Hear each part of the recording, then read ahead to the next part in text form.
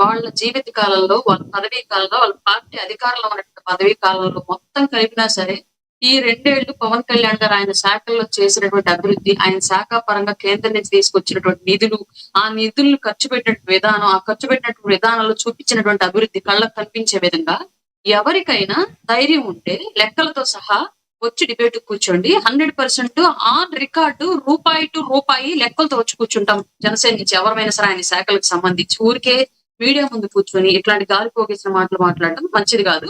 మీకు ధైర్యం ఉంటే మీ నాన్నగారి టైంలో చేసినటువంటి మంత్రిత్వ శాఖల నుంచి అయినా సరే రిపోర్ట్లు తీసుకొచ్చుకోండి. కంపేర్ చేద్దాం. జస్ట్ కంపారిజన్ అంతే. పవన్ కళ్యాణ్ గారిని బీట్ చేస్తే ఆ కంపారిజన్ లో అప్పుడు మాట్లాడదాం శాఖల గురించి ఎవరైనా సరే వైసీపీ నుంచి. ఇంకొకటి పరకాంత మీద మోజు ఇట్లాంటివన్నీ ఏంటి అంటే అనవసరంగా రెచ్చగొట్టుకోవడం. ఇప్పుడు ఈ మాట మళ్ళీ మేము రిటర్న్ కౌంటర్ చేయాలి అంటే పేరు నాని గారిని మళ్ళీ వ్యక్తిగతంగా కౌంటర్ చేసి మాట్లాడాలి. మాకు ఆ ఉద్దేశం లేదు. మేము ఫస్ట్ నుంచి అడుగుతాం కదా, మీరు ఏ సమస్య ఎవరిని అడగాలో తెలుసుకోండి. ఇప్పుడు ఒక లాకప్ డెత్ జరిగింది అన్నట్టు అభియోగం వచ్చింది. ఆ కుటుంబం బయటకు వచ్చి బాధితులు మీడియా ముందుకు వచ్చారు. మీడియా ముందుకు వచ్చినప్పుడు మీరు క్వశ్చన్ చేయాల్సింది ఎవరిని? సంబంధిత లా అండ్ ఆర్డర్ ఎవరి చేతుల్లో ఉందో హోంశాఖ మినిస్టర్ గారిని క్వశ్చన్ చేయాలి. క్వశ్చన్ చేయాల్సిన విధానం ఏంటి? అతను ప్రాణాలు తీశారని చెప్పేసి ఆ తల్లి చెప్తోంది. న్యాయం చేయండి, నిజమా కాదా అబద్ధమా న్యాయం చేయండి అని చెప్పేసి క్వశ్చన్ చేయాలి. అలా జరగల. డైరెక్ట్ గా ఎవరిని టార్గెట్ చేశారు? పవన్ కళ్యాణ్ గారిని టార్గెట్ చేశారు. అందరూ మొత్తం వైసీపీ టైంలో మంత్రులుగా చేసినటువంటి వాళ్ళు, అలాగే కాపు సామాజిక వర్గం నుంచి వైసీపీలో పదవులు పెంచిన వాళ్ళందరూ మీడియా ముందుకు వచ్చి పవన్ కళ్యాణ్ గారిని టార్గెట్ చేశారు. ఎలా టార్గెట్ చేశారు? ఒక యువకుడు పోలీస్ లాకప్ డెత్ జరిగిందంటే క్వశ్చన్ చేయాల. కాపు యువకుడు ఒక ట్యాగ్ లైన్ తగిలించి మాట్లాడటం, పవన్ కళ్యాణ్ గారిని కులముద్ర వేసి రుద్దేలాగా పవన్ కళ్యాణ్ గారు జాతీయ నాయకుడిగా ఎదగాలి, అన్ని కులాలకు సమానంగా ముందుకు వెళ్ళాలనుకుంటున్న ఒక నాయకుడిని తీసుకొచ్చి కులానికి రుద్దాలంటూ ప్రయత్నం చేశారు. ఇదంతా కదిలించుకుంది ఎవరు? మీరే మీ ఇష్టం వచ్చినట్టు మాట్లాడారు. ఏకంగా అంబటి రాంబాబు అయితే ఎవరైతే ఈ సాయి కృష్ణ చేత చంపబడ్డాడు నవీన్ రెడ్డి అనేటువంటి వ్యక్తి, అతని ఫోటోలు తీసుకొచ్చి అతని ఛానల్ ద్వారా పెట్టి అక్కడ కూడా పవన్ కళ్యాణ్ గారిని టార్గెట్ చేస్తూ ఒక తప్పుడు ప్రచారం చేయాలని చెప్పేసి తప్పుడు ఫోటోలను తీసుకొచ్చి ప్రమోట్ చేసేటువంటి ప్రయత్నం చేశారు వైసీపీ వాళ్ళు. మీరు కదిలించుకోబట్టే కదా కుక్క కాటుకు చెప్పు దెబ్బలాగా వెంటబడి కొడతాం కన్ఫర్మ్ గా విషయం మీకు తెలుసు. మాటలతోటి మీరు ఏ మాటలైతే మా మీద వృత్తాలను ప్రయత్నం చేస్తూ ఉంటారో ఆ మాటలకు తిరిగి కౌంటర్ 100% ఇస్తాం. ఇవ్వకుండా ఎలా ఉంటాం? మీరు అబద్ధాలను ప్రచారం చేస్తూ ఉంటే వాటిని మేము సైలెంట్ గా ఉంటే అబద్ధాల ప్రజలకు నిజాలకు వెళ్ళిపోతాయి అన్నటువంటి ఆ మాత్రం కామన్ సెన్స్ లేకుండా ఉంటాం రాజకీయాల్లో.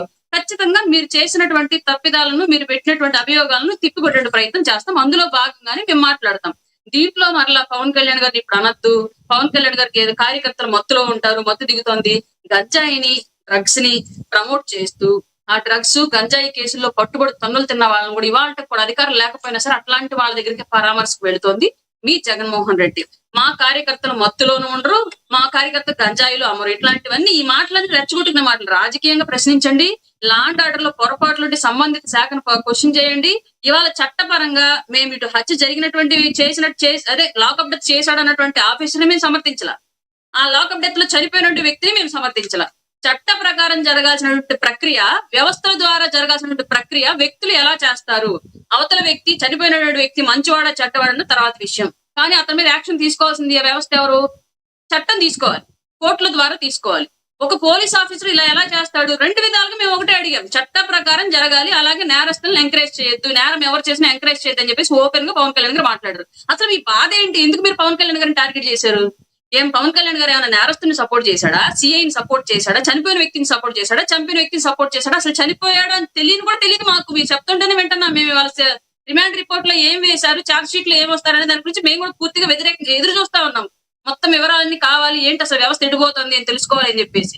అట్లాంటప్పుడు మమ్మల్ని ఎలా మీరు క్వశ్చన్ చేస్తారు? అసలు పవన్ కళ్యాణ్ గారికి ఈ ఇష్యూకి ఏంటి సంబంధం? ఒక కులాన్ని ఎందుకు ఆయన మీద రుద్దాలని ప్రయత్నం చేస్తున్నారు? ఆ కులపోళ్ళు ఎందుకు బయటకు వచ్చి వైసీపీ నుంచి మాట్లాడుతున్నారు? మిగతా వాళ్ళు ఎవరు రావట్లేదు మళ్ళా? ఏంటి కుల రాజకీయాలు రాష్ట్రంలో? అన్ని కులాలు ఐక్యం అవ్వాలని చెప్పేసి ఆయన పార్టీ పెట్టి అన్ని కులాల గురించి పోరాడుతూ ఉంటే ఒకే కులానికి వృత్తేటువంటి ప్రయత్నం చేస్తానంటే ఖచ్చితంగా రాజకీయ బురదే కదా ఇది.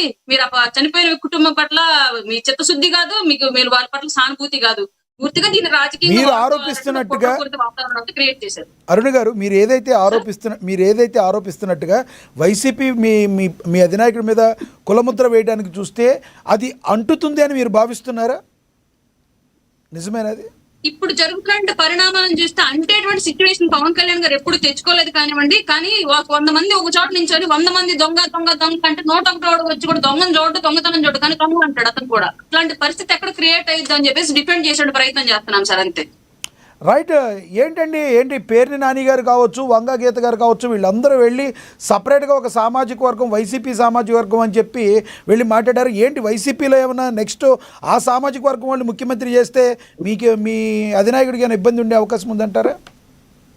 మా అధినాయకుల వారికి ఎలాంటి ఇబ్బంది లేదు. మేము కూడా బలంగా కోరుకుంటున్నాం సార్. అధిక ఓటు బ్యాంక్ గా ఉన్నటువంటి, ఇప్పటి వరకు ముఖ్యమంత్రి పీఠానికి దూరంగా ఉన్నటువంటి కాపు సామాజిక వర్గానికి అన్ని పార్టీల నుంచి ప్రయారిటీ దక్కాలని మేము బలంగా కోరుకుంటున్నాం. ఇప్పుడు ఎలాగైతే మా పవన్ కళ్యాణ్ గారు సీఎం అవ్వాలనేటువంటి ఆశయంతో మేము ఎలా పనిచేస్తూ ఉంటాము భవిష్యత్తులో, ఇప్పుడు కాకపోయిన తర్వాత అయినా సరే, అలాగే వైసీపీ నుంచి కూడా ఈసారి కాపు అభ్యర్థిని సీఎం గా ప్రకటించి రేపు పొద్దున ఎన్నికలకు రావాలని చెప్పేసి మేము బలంగా కోరుకుంటున్నాం సార్.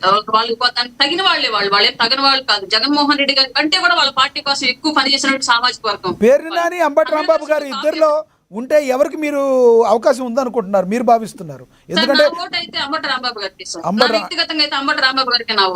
ఎందుకంటే నడిపిస్తున్నారు కదా ఉద్యమాన్ని ఆయన. రైట్. అవునండి. అంటే ఆయన చేసినంత బురద చేయలేటువంటి ప్రయత్నం పోవటం మీద ఇంకెవరు చేయలేదు కాబట్టి జస్టిఫై చేసినట్టు అవుతుంది ఆయన కనుక ప్రకటిస్తే వైసీపీ పార్టీ. సో వాళ్ళ వైసీపీ నుంచి ముఖ్యమంత్రి అభ్యర్థిని ప్రకటిస్తే వ్యక్తిగతంగా అరుణ గారు అంబటి రాంబాబు గారు సపోర్ట్ చేస్తారు. అవునండి, అవును. రైట్. నేను మళ్ళీ మాట్లాడతాం మీతో. మనతో కృష్ణాంజనేయులు గారు ఉన్నారు, రాజకీయ విశ్లేషకులు, ఆయనతో మాట్లాడదాం. సార్ నమస్తే. సార్ నమస్తే అండి. ప్యానెల్ మెంబర్స్ అందరికి నమస్కారం. ఏపీలో సార్ నమస్తే సార్.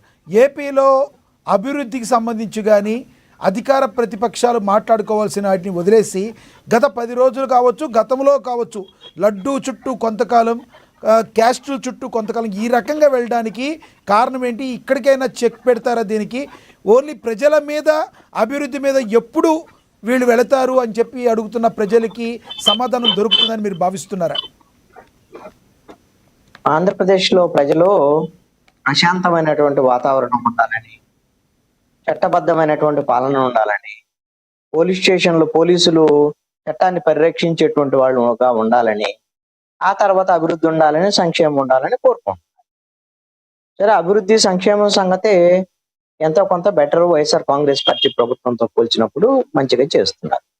మరి ఇప్పుడు పోలీసులు ఈ రోజున నేరస్తులు అనేటువంటి పేరుతో కొంతమందిని తీసుకెళ్లి వాళ్లే కస్టోడియల్ టార్చర్ చేసి చంపేసేటువంటి పరిస్థితి ఉన్నప్పుడు, ఆ చంపేసినటువంటి శవాలను కనపడకుండా చేసినటువంటి పరిస్థితులు ఉన్నప్పుడు దాని గురించి ప్రజలందరూ మాట్లాడుకుంటారు, ఆందోళన చెందుతారు. పోలీసులే ఇలా చేస్తే ఇంకా ప్రజలకి ఇంకేం రక్షణ ఉంటుంది అనేటువంటి భయాందోళనలు ఉంటాయి. ఈ విషయంలో మరి ఇలాగ చేసినటువంటి పోలీసుల్ని ప్రభుత్వమే వాళ్ళకి సహకరించి, నిందితులకు సహకరించి, ఎవరైతే నేరం చేశారో, కస్టోడియల్ టార్చర్ చేశారో, వేధింపులకు గురి చేశారో, చంపేసి శవాన్ని మాయం చేశారో, అలాంటి సిఐకి సహకరించేటువంటి విధంగా ప్రభుత్వం వ్యవహరించినప్పుడు ఖచ్చితంగా ప్రజల్లో ఆందోళన ఉంటది. ప్రభుత్వం మీద ప్రజలు ఈ విధమైనటువంటి ఇలా ఉండకూడదు ప్రభుత్వం, మనం పరిపాలించేటువంటి ప్రభుత్వం అని అనుకుంటారు ఖచ్చితంగా. అదే ప్రధానమైనటువంటి చర్చ ఈ రోజున ఆంధ్రప్రదేశ్ లో. అంతకన్నా పెద్ద ప్రధానమైనటువంటి అభివృద్ధి, సంక్షేమ, వ్యవహారం ఇవన్నీ అసలు ముందు ప్రాణాలకే రక్షణ లేనటువంటి పరిస్థితి ఉంటే ఇవన్నీ సెకండరీ కదా. ఇవేంటి, ఒక్క కస్టోడియల్ టార్చర్ జరిగితేనే ఇంత పెద్ద ఇది ఉంటుందా, ఇదంతా రాష్ట్రం అంతా వ్యవహారమా అని చాలా మంది అని అంటున్నారు. ఒక రాష్ట్ర రాజధాని విజయవాడ నడిబొడ్డున ఒక పోలీస్ స్టేషన్ లో ఒకడికి ఎన్బిడబ్ల్యూ ఉన్నాయని, సాయికృష్ణ అనే అతని మీద 2 ఎన్బిడబ్ల్యూ పెండింగ్ ఉన్నాయని అతన్ని కోర్టులో హాజరుపరచాల్సినటువంటి వ్యక్తిని తీసుకొచ్చేసి ఆ విధంగా కస్టోడియల్ టార్చర్ చేసి, హత్య చేసి, ఆ శవాన్ని మాయం చేస్తే మరి ఇప్పుడు ప్రభుత్వం ఏం చేస్తుంది? నిన్నటి వరకు ఏం చెప్పారు తెలుగుదేశం వాళ్ళు, జనసేన వాళ్ళు ఏం చెప్పారు నిన్నటి? ఎక్కడ చచ్చిపోయాడు సాయికృష్ణ? ఎవరు చెప్పారు సాయికృష్ణ చనిపోయాడని? వస్తాడేమో, ఎప్పుడు ఎట్లా వస్తాడో, పోలీసులు తీసుకొస్తారేమో. 29వ తారీఖు ఏబిఎస్ కార్పస్ సంబంధించిన విచారణ ఉంది కదా అని ఇవన్నీ చెప్పారు. మరి ఇప్పుడు సిట్ ఏం చెప్పింది? సిట్టు ప్రభుత్వం వేసిన సిట్టే. ఈ సిట్టు ఏం చెప్పింది? సాయికృష్ణని పోలీసులు తీసుకొచ్చి కృష్ణలంక